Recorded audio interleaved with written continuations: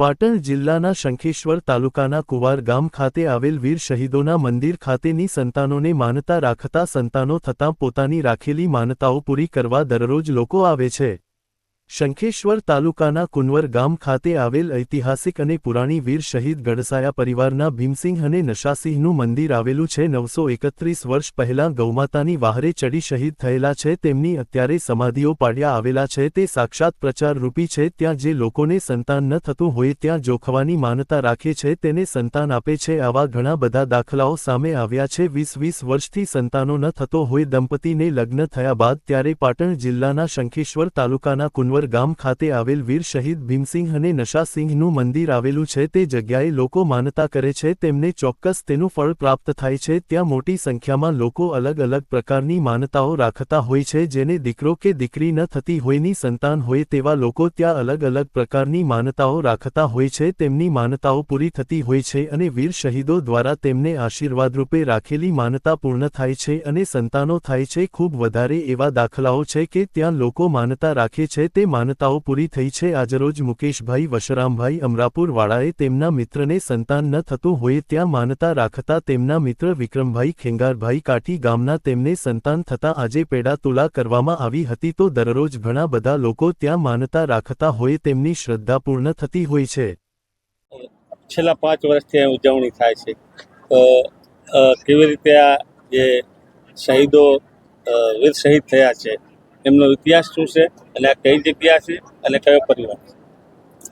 આ ઇતિહાસ એવો છે કે જ્યારે અહીંયા ગાયના ધણા એકને ફરતા હતા અને ગાયના ધણને જ્યારે સભાળ લોકોએ આથી હાંકી જઈને લઈ જવાનું કર્યું ત્યારે અમારા લોકો જે ગડસાયા પરિવારના અહીંયા આવી અને નશાસિંહ અને ભીમાસિંહ બંને જણા આવી અને ગાયાની વારે ચડ્યા।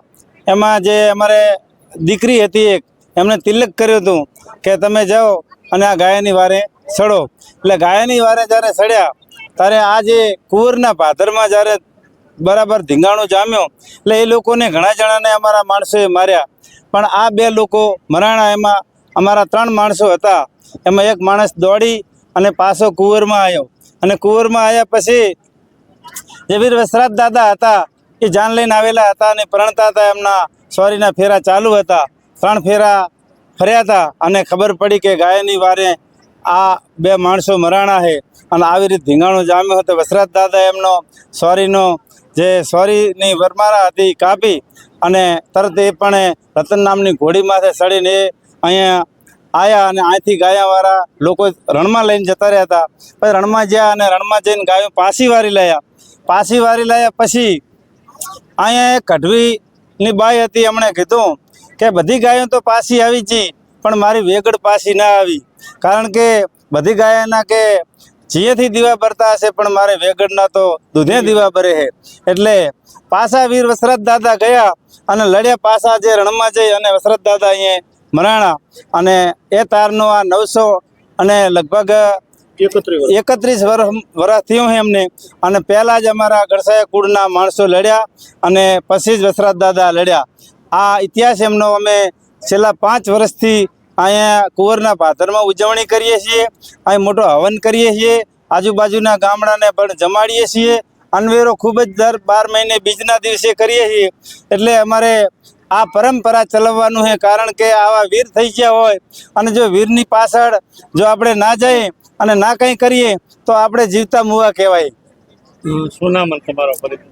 મારું નામ લાધુજી રાજસિંહજી ઠાકોર, મુકામ પેદાસપુરા, તાલુકો રાધનપુર, કયા પરિવાર? ગડસાયા પરિવાર।